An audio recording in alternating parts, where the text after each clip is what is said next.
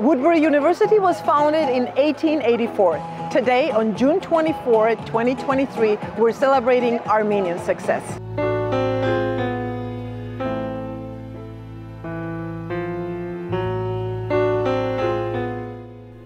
Remarkable speakers are invited to share their expertise across various industries and inspire with their knowledge. An incredible opportunity with Armenian industry leaders to gain new perspectives and encourage the next generation to continue their education and follow their dreams.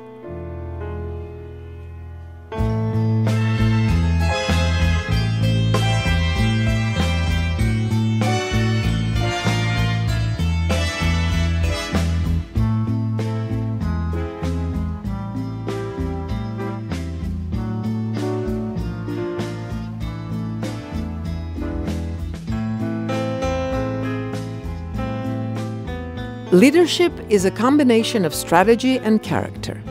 What you do and accomplish has a greater impact for the next generation. It's June 24th, 2023, and today we're celebrating Armenian success. Being one of the Armenian leaders, what are your feelings? Well, first of all, I want to highlight the fact that we're here on beautiful Woodbury campus. This is the school that gave me my undergrad degree, and I could not have been more prouder to visit the school 24 years later, only because I think that this institution really caters to the immigrant community that we have here, especially the Armenian community, and I'm elated to come and share my story and to affirm everybody's doubt or concern whether they can achieve it. And I am a 100% positive reflection of whether you have doubts, to please subdue them, put them away, and lean forward and have these institutions who are positioned strongly within the community to help us achieve our American dream. And you have uplifted our community in many positive ways. We thank you for that, and I think for the younger generation, this is one of the greatest opportunities. A lot of times we have the mindset of, I'm gonna achieve something. Well, at some point you gotta put that in action, and I think attending school and getting the training that you need and bettering yourself as a professional, as a member of the community is really the goal here. Why not associate yourself with people, professors, and the faculty that know how it's done, especially for Woodbury. The faculty is very, very engaged with the working organizations that are local here, especially the movie studios. So I think the best way to learn is really to associate yourself with experts that are in the field to guide you and teach you the ins and outs of the business world. And as one of the successful professionals, you give back to your community on a daily basis. I think there's a saying, and I might be misquoting that, but giving is really living, right? The more you give, the more giving is receiving. Yeah, exactly. Giving is receiving. The more you give, the more rich, and I don't mean in monetary terms, but the richer you feel. And I think to feel gratitude for this campus, me being on this campus right now, is truly a nostalgic feeling. So I'm excited. Congrats. Thank you so much.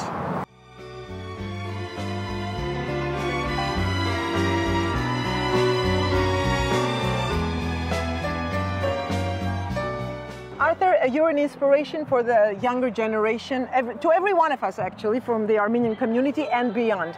And you've been invited today to this event, to the celebration of Armenian success, to give your word of advice.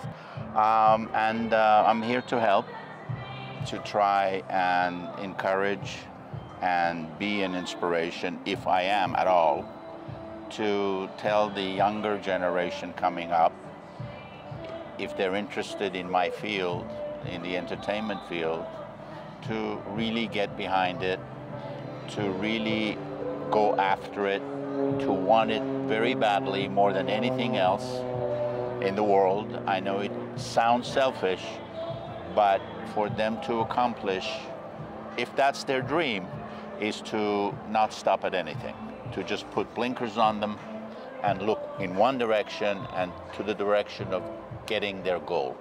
Whether it's producing, directing, writing, being an actor, whatever that is. So believe and never stop. That's what you have to do, and unfortunately sometimes it doesn't work, but it works more often than it doesn't. And if you stop, you will always regret that you didn't give it all.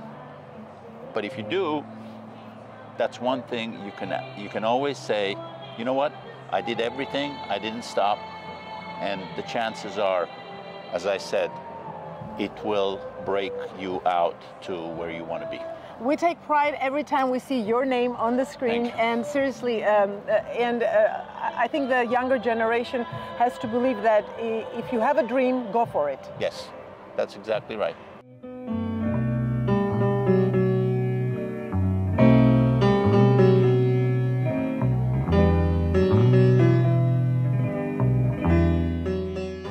You know him very well. He's the Glendale City Manager. And Rubik, I know that in 2010 you were one of the happiest students because you in organizational leadership. And of course you're one of the leaders today, and you're back at your beautiful university. Yes. What are your feelings?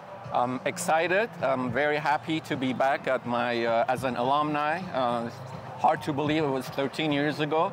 But I had a great experience here, obviously built some skills for me that helped me to be successful at my job and my position working for the city of Glendale. So today you're giving back to your community? Yes, absolutely. I'm happy to see so many people attending, especially young professionals, some students who I'd love to mentor, and personally and professionally to see them succeed in their career.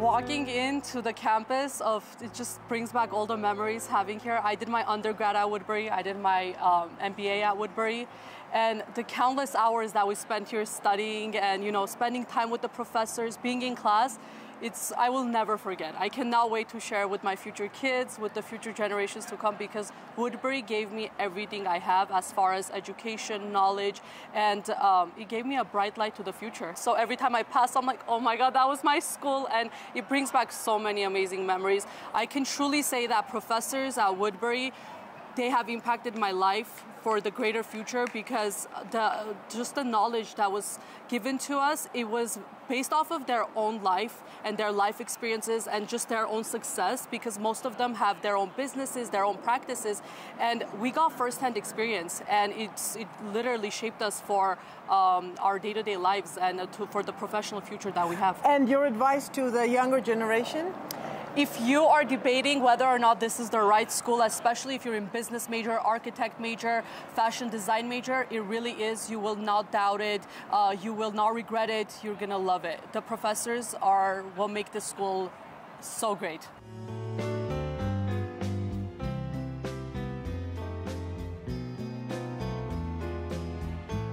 It's nice to see you here. My name is Dr. Barry Ryan. It's my privilege to serve as the president of Woodbury University. I've been president here now for about 9 months. It's been a very full and exciting time to be here, but it's also been a time that I've had the privilege to get to know a lot of our students and our alumni and members of the community. This university is deeply embedded in the community, and that's one of the many things that makes it distinctive. But we're distinctive for a lot of other reasons, and those reasons graduate every year. We had a bunch just here recently, and they're going to change the world. That's obvious and clear to all of us who know them. Your support today means a lot to them, but to all of us here and all of us in the community. I'm a member of the Burbank community. I love it. It's a great privilege to be here, and we are looking forward to all the things that are going to come out of the new things that are happening at Woodbury, which are exciting and wonderful. Before I hand the microphone off, I'm just curious if you would stand or raise your hand if you're a Woodbury alum. Oh, fantastic. Give yourselves a hand.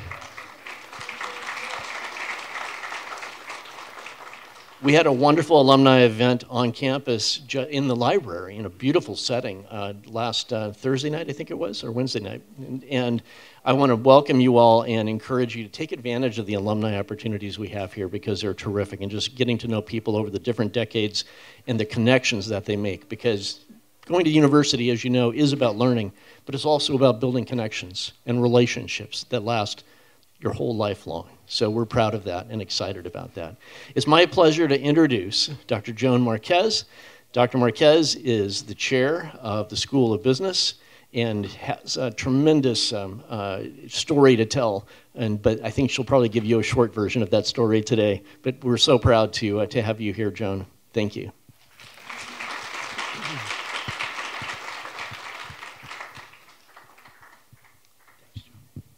Thank you, Dr. Ryan.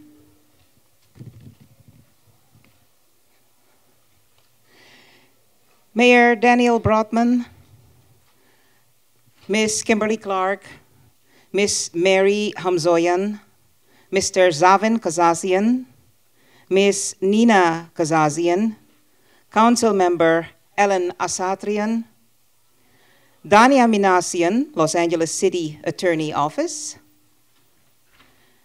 Council Member Ardi Kasakian, Mr. Vrech Agajanian, former Deputy to the Los Angeles County Office of the Assessor and current County Commissioner David Gevorkian, dear respected guests, I cannot tell you how happy and proud I am to stand here before you and welcome you.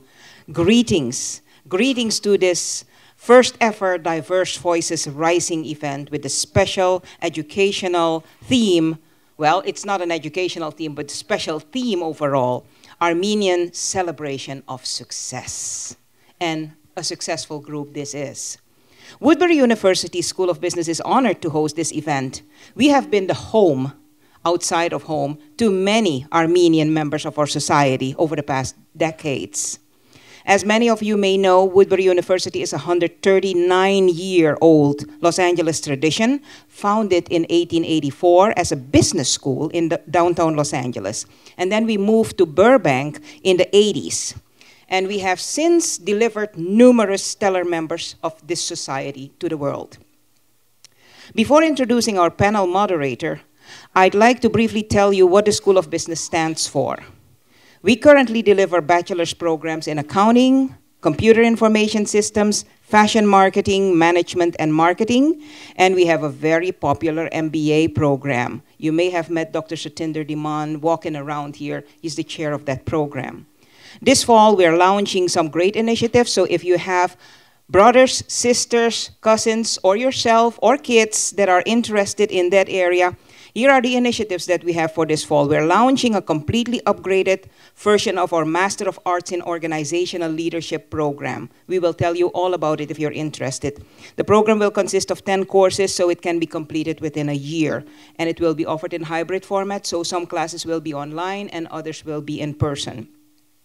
We also prepare to offer 3 certificate programs in inclusive leadership, in digital marketing, and in production accounting, all very popular and very well-paying positions if you have those certificates in your pocket, and topics that are really tied to our times. So please, if you're interested, let us know.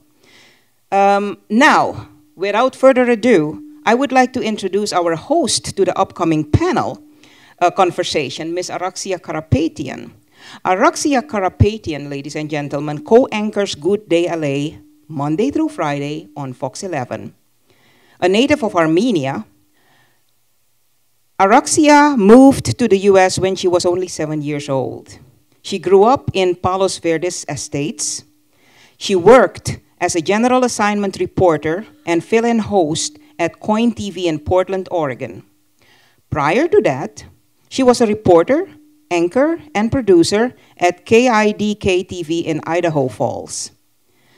Karapetian began her television career as an intern at KABC TV in Los Angeles and KFI 640 AM radio in Burbank. So a radio and a TV person, I love that. Her interest in journalism sparked when she went back for a summer visit to Armenia. She decided to spend her time there not by being a tourist, but by exploring to see what everyday life was like for the majority. So let us warmly welcome this special woman, our host today, Ms. Araxia Karapetian.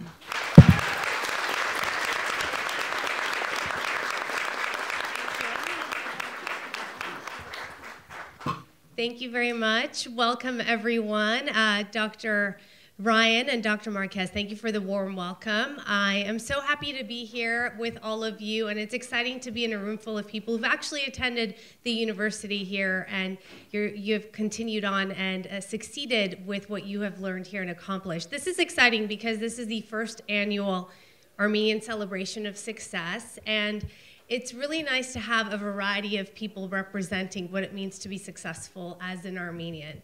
I think sometimes when you're in school, in a university, or even prior before you come to a university, when you're trying to figure out what it is that you want to do or what your passion is, sometimes we pursue traditional paths and sometimes we pursue our passions. And sometimes when you go beyond the tradition and pursue a passion, it can be risky, it can be an unknown, and you don't even know if you're going to make it. But I think with some of our distinguished panelists today, whom you will hear from the first panel and as well as the second panel, you will see that once you do find your passion and you work hard toward it, anything is really possible, and you really truly can accomplish so much. So what we're going to do is begin with our first panel, and then we have some questions for the panelists. If you have questions following our discussion, we will have an opportunity where you can ask those questions, and then we will dismiss our first panelists and welcome the second group. So let me introduce who we have here with us this morning. Attorney Mariam Kurigian. There she is. She's the founder and CEO of Davana Law Firm. Emil Davtyan, founder and managing attorney of Davtyan Law Firm. Rubik Galanyan, he is the city manager of the Glendale. Police Captain Robert William from the city of Glendale. And Artur Sarkisian, film producer of Rush Hour. Welcome to all. Okay, I'm gonna come take a seat so we can get comfortable. We can begin with our first question. We'll go down the line and then come back this way. Could you please share a pivotal moment, a decision you made perhaps when you began your career or during your career that has contributed to your success? Mariam, we'll start with you. Hello, everybody. I'm a little nervous, but I've been on a lot of panels, but never with a police captain, so here I am. I think a pivotal moment a lot of times for an immigrant community is where do you start? And it becomes a difficult journey to patch because the unknown is really, really scary. But I think a pivotal moment for me was attending Woodbury University, because being seen and being affirmed that I can do it allowed me to really follow my profession and my path and be able to achieve the success that we're here to acknowledge. Very good. I have to go back to the schools as well, and Woodbury is one of the pivotal moments for me. And you know, the business school, law school, the combination of those two is kind of what made it happen for me. So thinking back to the years of Woodbury, you know, giving all the right business tools, you know, from marketing to people management to financial literacy, and then moving on to law school to you know, explore various areas of the law and finding my passion for employment law is kind of what defines for me. So exploration has been kind of the definition of you know, success for me, and this is the message that I would have for all prospective students is put yourselves in situations to explore, to learn new subjects so that you can find your aha moments to say, okay, I found some passion for myself to do the next big thing. You need to clip all of these, giving Woodbury a lot. This is great promotional material here. Good afternoon, everyone. Happy to be here, very excited to be at my old stomping ground. To stay consistent with my panelists, I would say the one pivotal moment, if I had to pick one, was when I finished my MOL program here in 2010. I know that's a shameless plug, but for the record, I haven't gotten paid for this announcement, so I don't know about the rest of you. But more seriously, I can't really pinpoint a singular pivotal moment or decision. but a series of factors that have helped and guided me and built me into where I am today, starting with my childhood and my upbringing, where it was instilled in me that hard work is the most important thing in the success of a person, and mediocrity and being average is not acceptable. And then I lost my father at a young age, and as heartbreaking as that was, I think it taught me a valuable lesson that I had to stand on my own 2 feet. I had to hustle, especially as an immigrant. It was mentioned we have additional challenges that we face, and to be self-sufficient and continue to drive to be successful and to never give up. So you can't have a cop and not have cool stories, right? And I'm hoping I get hired as a consultant for one of your movies, but you will. I can pinpoint my pivotal moment to a singular day, as a matter of fact. I was a young officer with maybe about 5 years on the job, and being a police officer was my passion, and I really wanted to do it. But even when you do something that's your passion, sometimes you get distracted and you lose focus. For me, that pivotal moment was actually, I was shot in the line of duty, and that rocked my world. And I think for me, coming back from that, I had to make a decision. Is either I'm all in into this profession or I'm out. And I decided to be all in. And it really, what that meant was coming to work and being a lot more focused, almost hyper-focused in what I was doing, being more purposeful, and trying to find real meaning to what I was doing. And I certainly didn't do that with the intention of, promoting and becoming a detective, becoming a sergeant, all the way up to being a captain, and being the first Armenian captain for the history of Glendale, by the way. Thank you. So I wasn't doing any of that stuff for that purpose, but more so just, being focused in what I was doing, and, having a lot of purpose and finding purpose within myself. So, and naturally, I think that just opened up doors for me as I progressed in my career. I have to tell you that my younger daughter wants to be a police officer. I mean, it changes often, but we asked her why. She's 4, and she said, so I can eat donuts. I can eat donuts. We told her you can have another career and still eat donuts. It's the first thing I looked for, but there's only kebab. Yeah, okay. It's funny what they get just from watching cartoons, the stereotypes. Anyway, but thank you. That's really quite an accomplishment. Congratulations on being the first. Arthur. Well, I mean, I have to be very honest. I was kind of terrible at school. I was kicked out of 6 of them, I think, maybe 7. And my father told me, I just hope when you start business, you're not kicked out of 7, 8 banks. I said to him, I love movies. I was a 6-year-old kid. I saw my first movie with him, and it was, it starred Kirk Douglas, and it was a Western. And, watching the hero, he gets beaten up, and I had tears crying.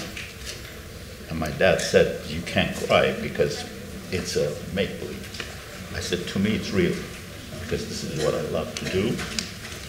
So I pursued it. And obstacles, there's hundreds. There's hundreds of obstacles all around, and every given time, every given day. Somebody will tell you, come on, give up, do something else, become a doctor, become an architect, whatever it is. But if it's your passion, you just have to put your blinkers on. I'm not being insensitive, and you can't see anything else other than that path that you want to follow. And hopefully, God willing, more than often, you will succeed, and sometimes it may not work out that way, but at least you feel you've given it all in the field that you have chosen, and go for the best. we're always lucky if we're able to find something that drives us to do exactly what you're talking about. And also, I think it's inspiring to hear you say, you know, the fact you were kicked out of so many schools. For younger people, that's actually something that they can learn from, the fact that, you know, sometimes things happen in life. It doesn't determine what happens down the line. No, I mean, yeah, absolutely. None of them should even think, oh, well, you know, if he was kicked out of school, I can be kicked out of school and I'll be fine. Absolutely not.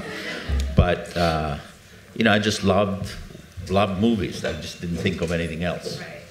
And that's the beginning, every step for anyone that wants to pursue whatever it is that they love. When I started pursuing broadcast journalism and I had to move and go to a place I'd never been, I told my grandmother, you know, this is my plan, this is what I want to do, and she didn't really understand because it was kind of the outside of what you end up doing once you graduate, right? It's either be a doctor or a lawyer. That's kind of what we're taught. So she said, why would you want to do this? And in Armenian, she said, like, basically, like, all you're doing is gossiping. You're on television just gossiping. But that's how she saw it. So it's just funny because I didn't have that support, but it was something I wanted to do. And so when you have that vision, you just keep going despite whether or not you have the support. The support came later. Once I came back to LA and I was on TV, then all of a sudden everyone thought it was a great idea. But it's important to, you know, when you have that within you, to not let others distract you because maybe they don't understand. And so I appreciate your message very much. And we're going to start the second question with you, actually. How has resilience, we speak of Armenian resilience often, right? How has resilience played a role in your ability to overcome, whether it be challenges or to achieve whatever success you've achieved thus far? I mean, when I first started, first of all, I was designing clothes in London. And the reason for that was I wanted to come to the States to study directing. And my parents, being Armenians, as you know, said, no, it's too far. It was 20 hours away, whatever it was back in 1959. I was a kid.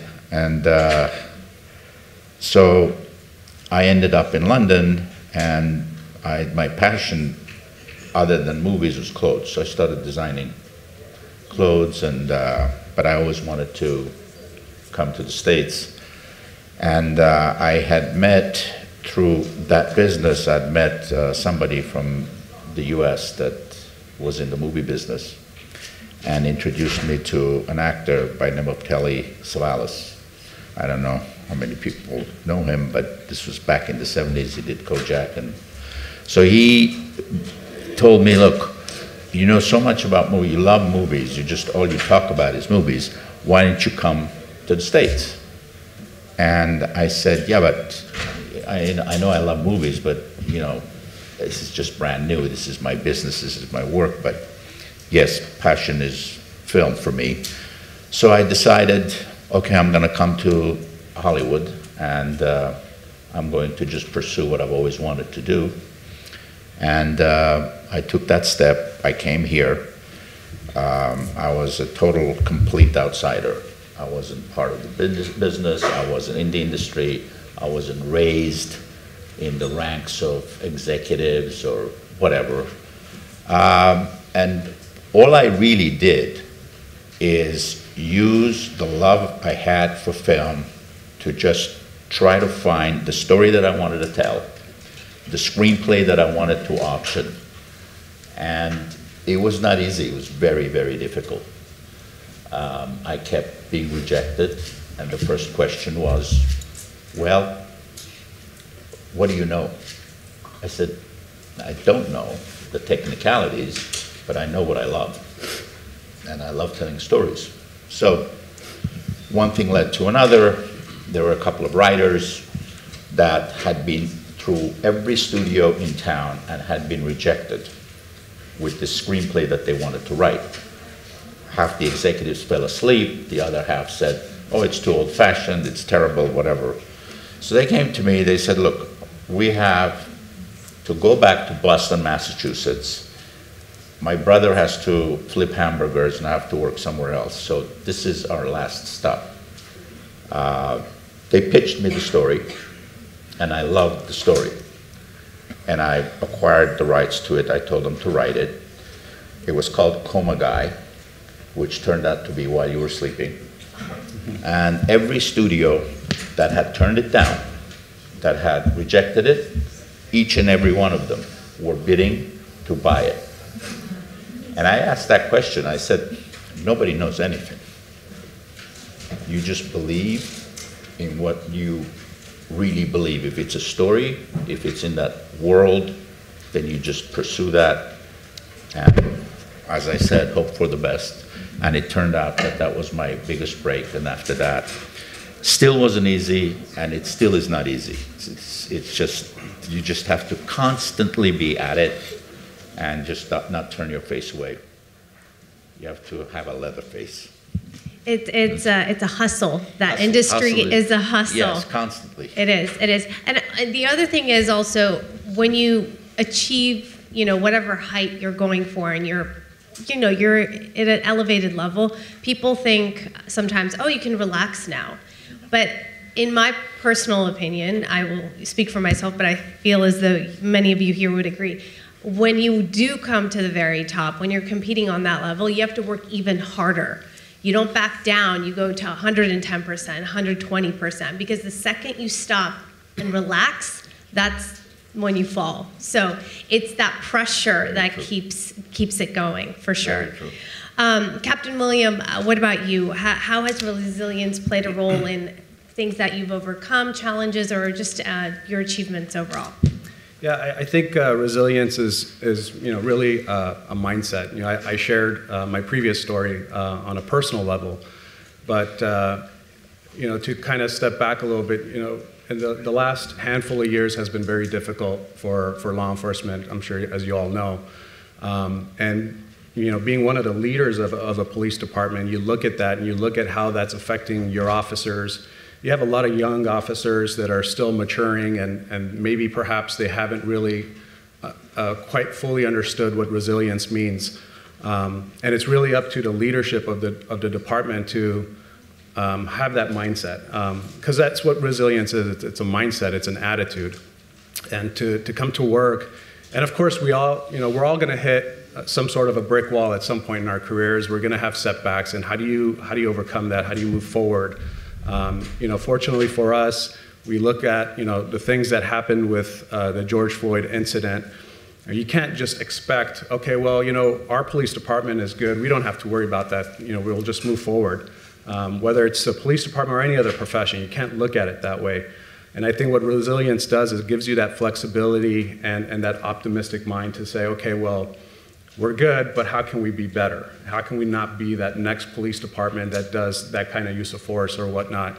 And really, during that time, the last few years, it really came down to the leadership of the police department to have that optimistic attitude within our ranks for officers to see. And just look at the things that we need to do as an organization, as a law enforcement agency, and as a profession. How do we develop our ways in a way that keeps us moving forward and we're progressing and we're not falling behind? I'd like to say, Glendale Police Department is one of those premier agencies that keeps moving forward. And it's really that resilience attitude that comes from the leadership that says, okay, we're not better than anybody else, but we're going to strive to be better. We're going to work at it and develop ways where, whether it's training or sensitivity training, de-escalation training, whatever it may be, those types of things that even though we may feel like we're good, we don't need that stuff, but to push it forward and to push it into our officers and get them into that mindset. So. Very good, thank you. Resilience. Resilience, I believe as Armenians, is ingrained in us. I believe it's in our DNA. Considering what our ancestors, the previous generations have been through. And we just need to tap into it. To put it into, to personalize it, I'm a true believer in the saying, no matter how you feel, you get up, you dress up, you show up and never give up. That's been my motto, and as the Captain William mentioned, I have been going up the ranks through the 20 years that I've been, 23 years I've been with the city. And prior to that, I was in the private sector. I worked in the private sector. But I didn't find my job, my career at the time meaningful. So I wanted to move into an industry that I would have an impact on the lives of people. And as I tell my staff almost on a regular basis, everything we do, from the police department, from picking up trash, from providing water and power to our residents, we touch people's lives. And we need to be resilient. We need to stay in that manner, because what we do makes a difference in people's lives. And to steal from Ted Lasso, we also have to believe in yourself.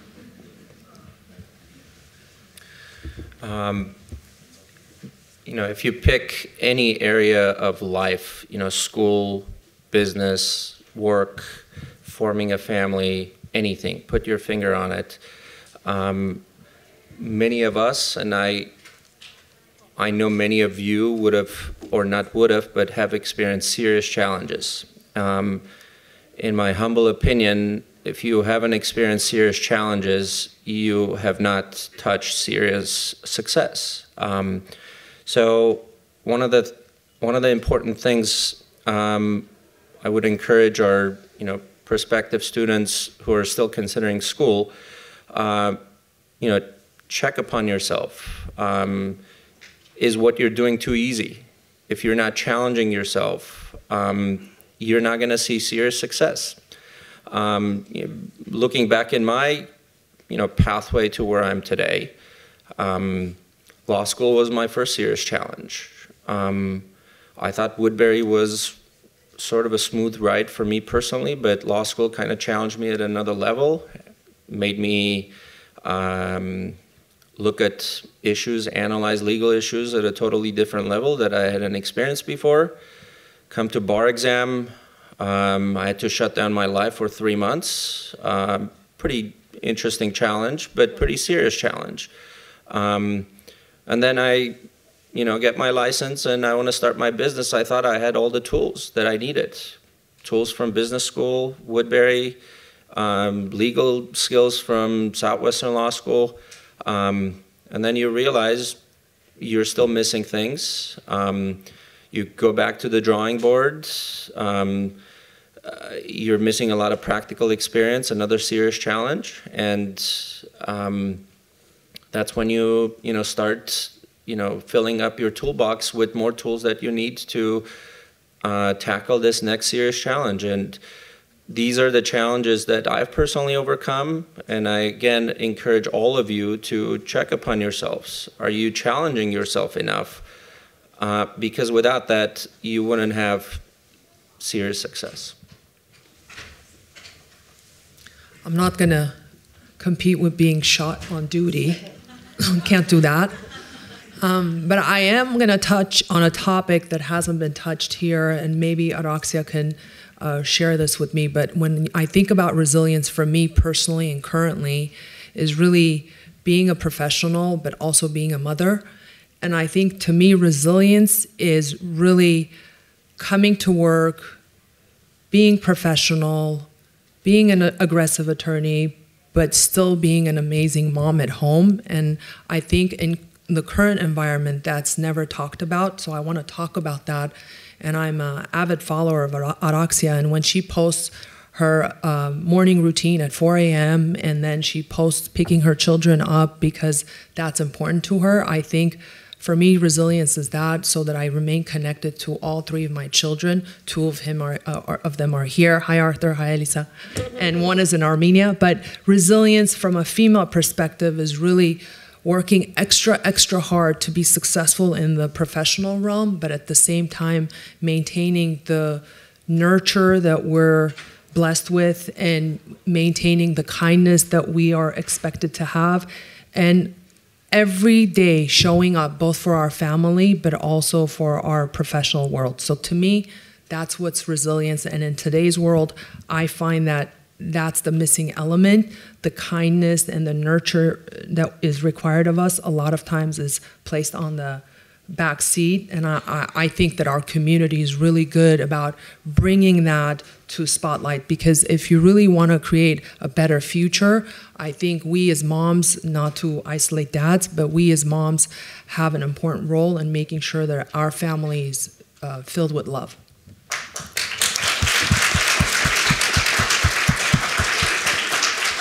Thank you, Mariam. Actually, I'm really glad you touched on that, because you're right.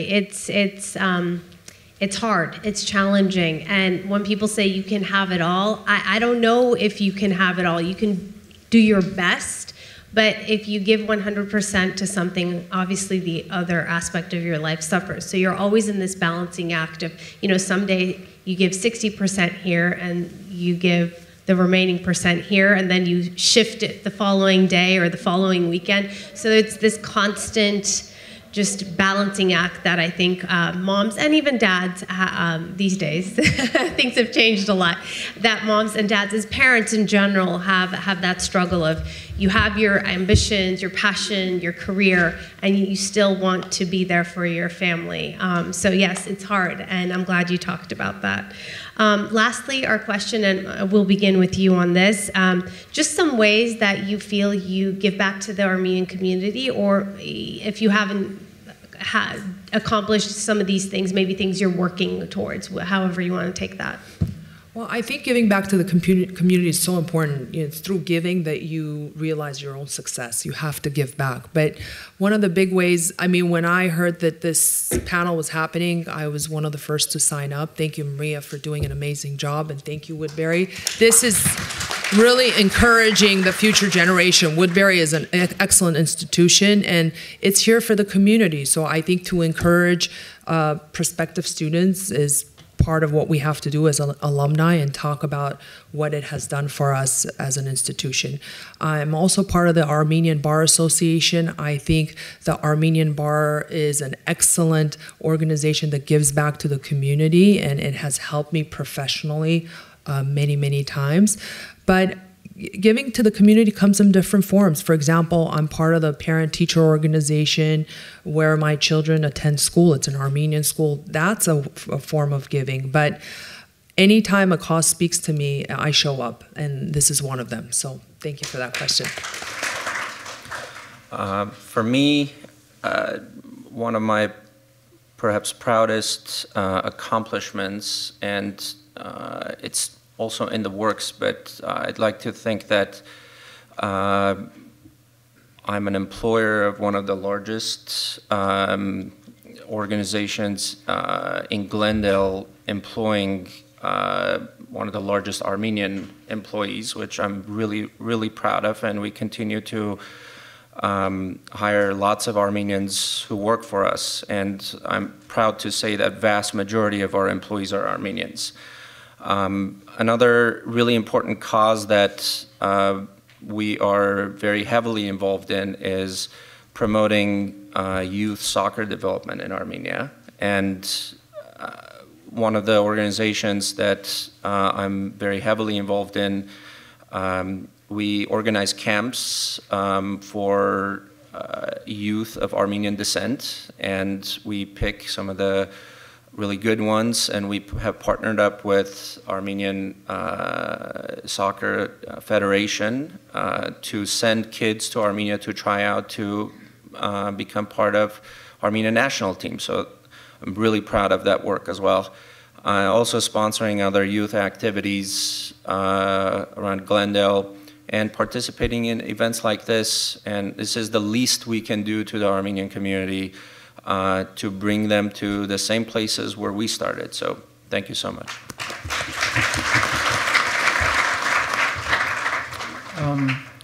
I truly believe that our youth are our greatest and most valuable resource, so that they can move forward and they can carry the torch of our previous generations that have gone through so much to be able to maintain our identity in foreign lands.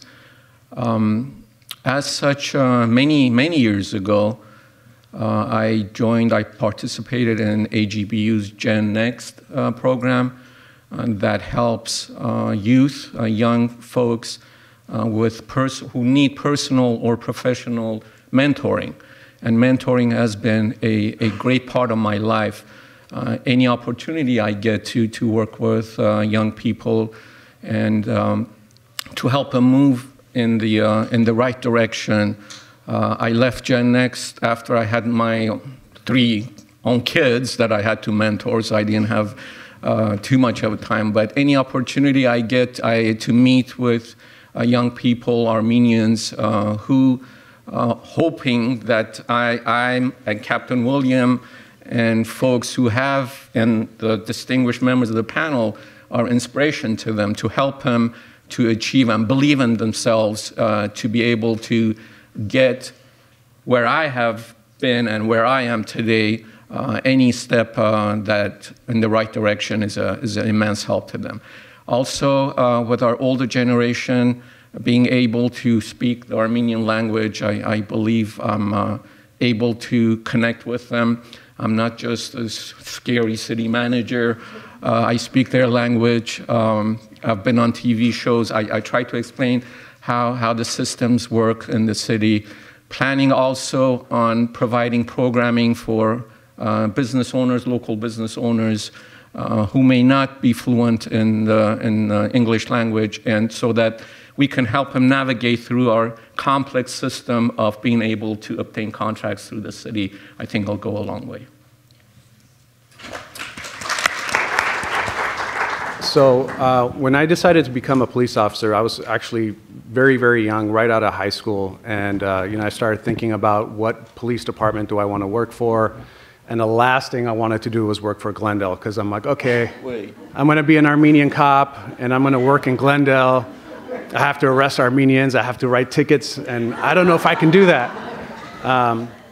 And honestly, I was very nervous about that. I wasn't sure if I wanted to do it, but Glendale has always had such a great reputation, and I figured, I live in this city, I grew up in Glendale, I might as well just work for Glendale. So Glendale was actually the first and only police department that I applied for, and while I was still very nervous, unbeknownst to me and to my surprise, how much the Armenian community actually accepts Armenian police officers. When you walk into an Armenian home, first of all, they offer you chamich and everything else, but and they want you to marry their daughter or whatnot. But that never happens to me. Yeah. But when you walk into an Armenian home and they are dealing with the most darkest moment in their life, and for you to walk in and speak the language and understand the culture and understand exactly where they're coming from and be able to help them from a different perspective, or at least even educate your partners in that perspective, it's such a big impact. And I have examples of that throughout my 20-year career, but probably more importantly, more recently, drug use and narcotic use is something that affects all kinds of families, all ethnicities. And it's been something that's hit hard in Glendale. There's no denying that. But probably in the most recent years, it suddenly became a topic of conversation within the Armenian community because of the advent of fentanyl, where we actually started to see young Armenians, our youth, overdosing and in some cases dying and losing their life. I think, I've worked very hard. At the time when fentanyl came in, I was still a police lieutenant overseeing our narcotics unit. And I started to wonder, how can I get involved, and how can I get my detectives out there to start educating? And while we worked with all members of our community, I took particular interest in the Armenian youth because I think the parents needed to hear it from Armenian detectives and Armenian officers. So I've been working very closely with nonprofit organizations, more specifically with Homenetmen Arat. They've created a subdivision, a committee. Kudos to them, because this is not an easy topic to talk about with Armenian families. And we started that up, and to our surprise, there's a lot of families that are affected by it, and they want to hear it. They want to be educated. So we're educating the youth. We're educating the scout leaders, the basketball teams, and their parents, the red flags, the things that they need to look out for because you're not going to have a police officer or a paramedic at your door for every incident. So to educate and empower parents to, you know, take that action and take that step forward and be more involved in their children's lives.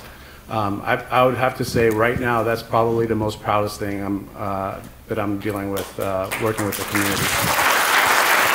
Thank you.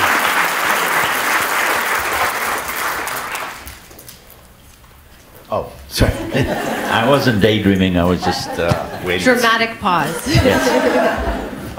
Well, I'm here to give anything and everything I can to help the younger generation. I feel that Armenians as a people, we have a great talent of not accepting no as an answer. We just really go forward in any way, whatever business we're in.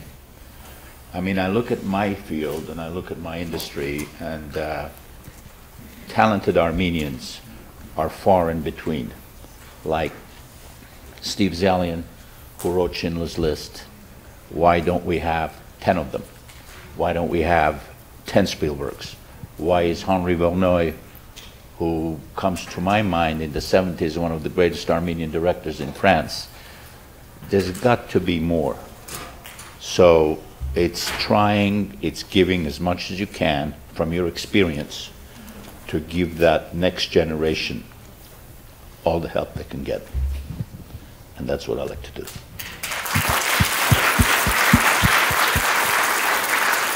Thank you to our panelists for answering those questions. Now we're going to open it up for the audience. We're going to take, I believe, 4 questions. So if you have a question, please direct it specifically, whoever it is that you're asking the question of, so just for time-saving purposes. And I think, are we going to have someone walk around? Yes, perfect. Okay. So raise your hand, and that gentleman, that nice gentleman, will approach you, and you can ask your question.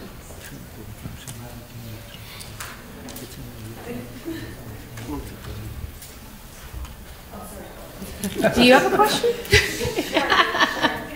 I do. Yeah. You do? My question is for Arthur Sarkisian.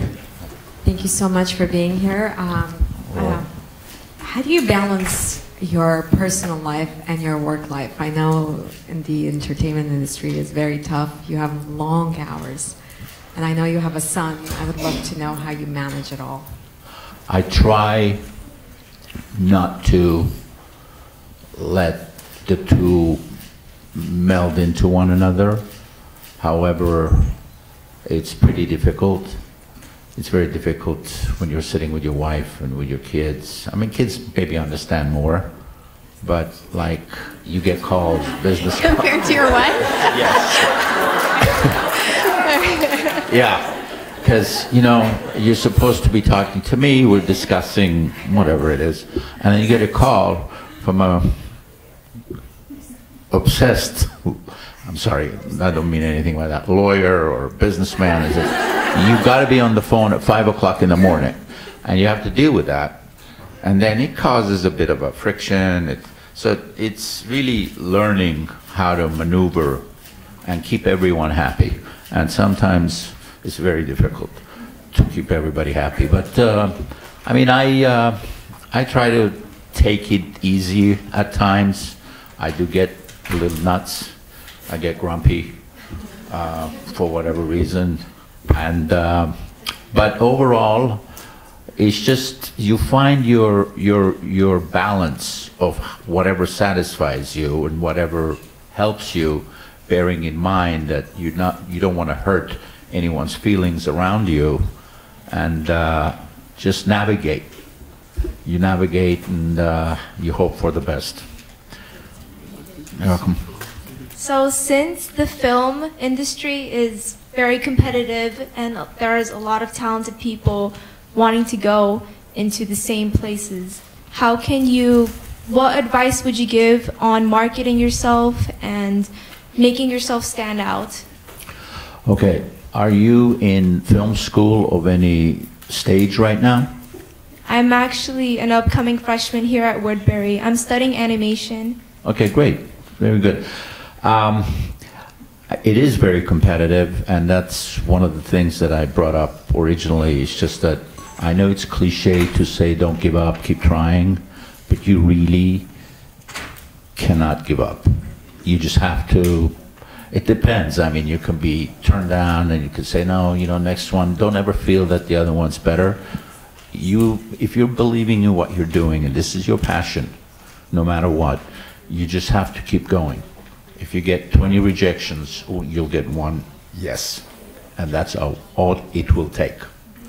So it is really, truly all about not looking at it, oh my God, you know, how am I going to deal with all these, you know, competition from everywhere. You can't think about it that way. You have to think about, I'm the only one, and I'm going to get there.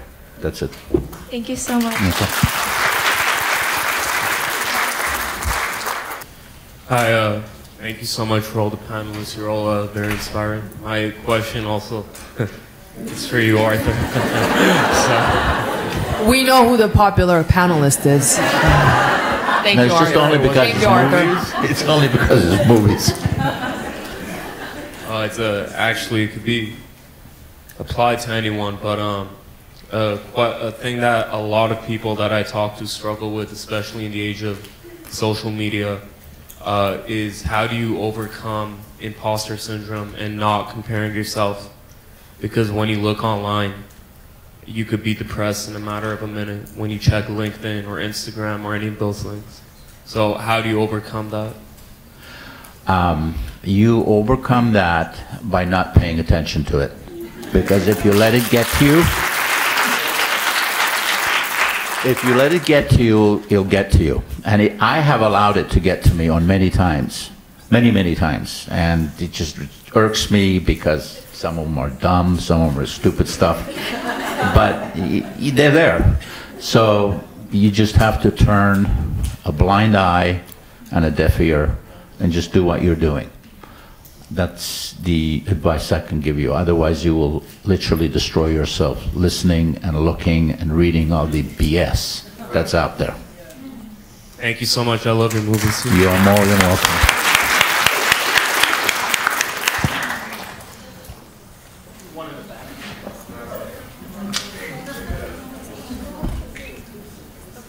Thank you, everybody. I don't know if you guys can hear me, but this is not for Arthur. This is actually for anybody who would like to respond. And really, I'd love to hear from everybody if you're willing.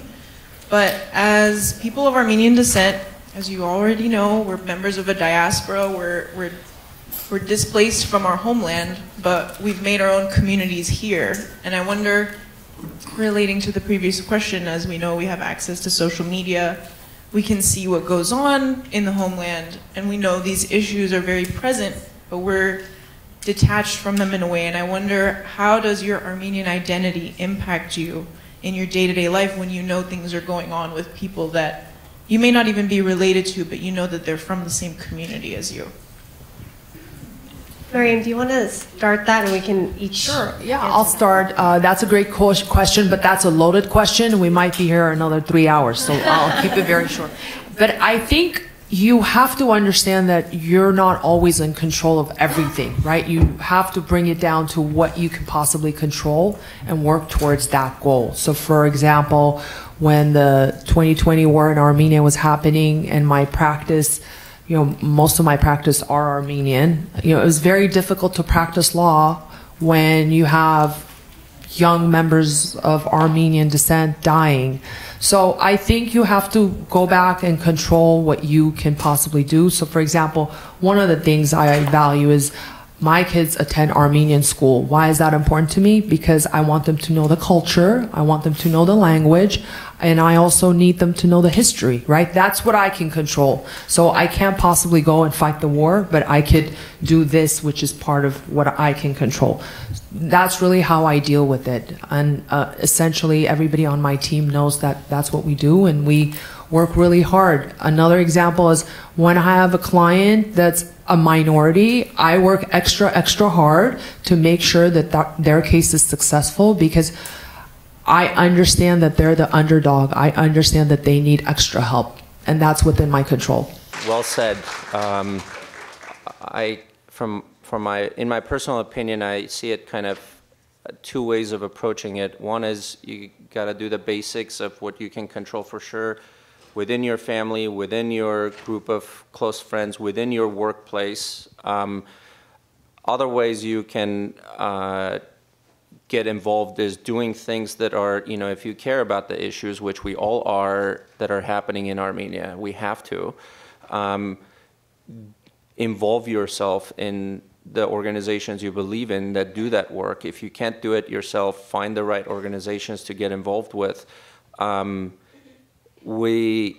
Unbelievably, we're in a pivotal moment in the history of our homeland. And this is not the time to leave for others to decide for ourselves. One of the biggest things I would encourage us, everyone at every age level, is to figure out a way to become part of the solution of what our homeland is going through right now. And we had one of the biggest wars a couple of years ago. The truth of it is it still goes on today. So figure out ways to merge yourself in these areas, whether it's organizations or directly, because we can only overcome these huge worldwide issues for the homeland if we stay together. Thank you. Very well said, Emil.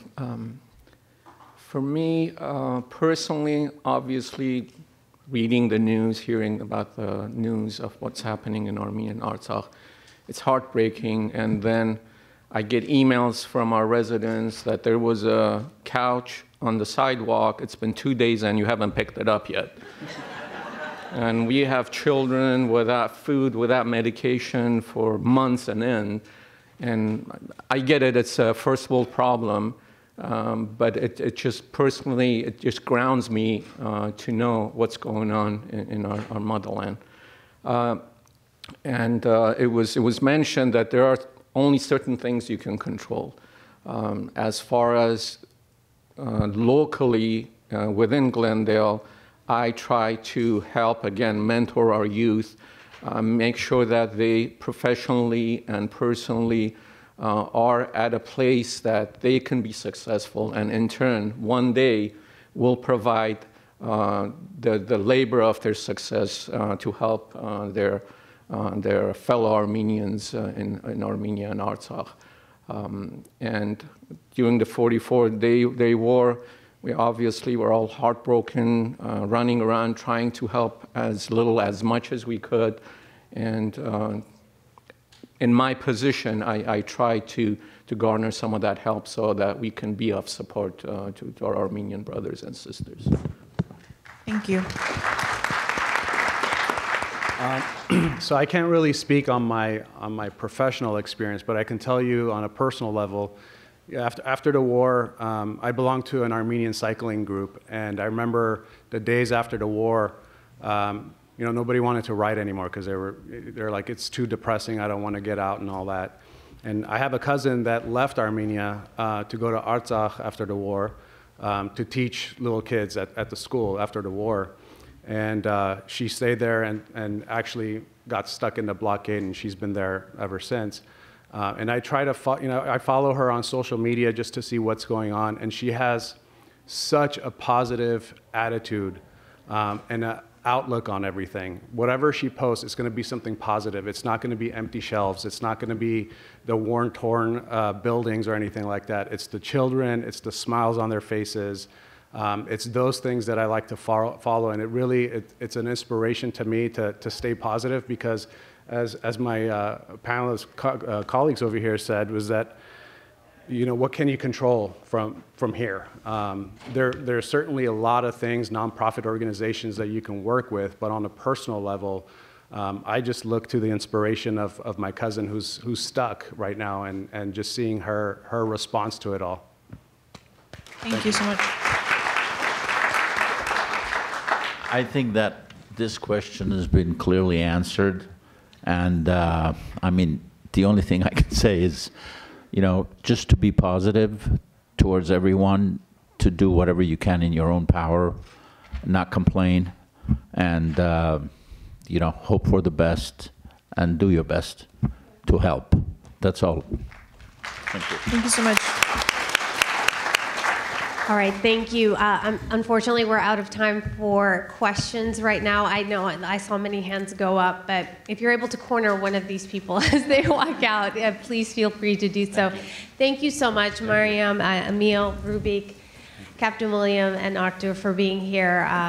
Thank you for your answers, and thanks for your time, and thank you for being an inspiration to so many people here and in our community. A big round of applause for our first group.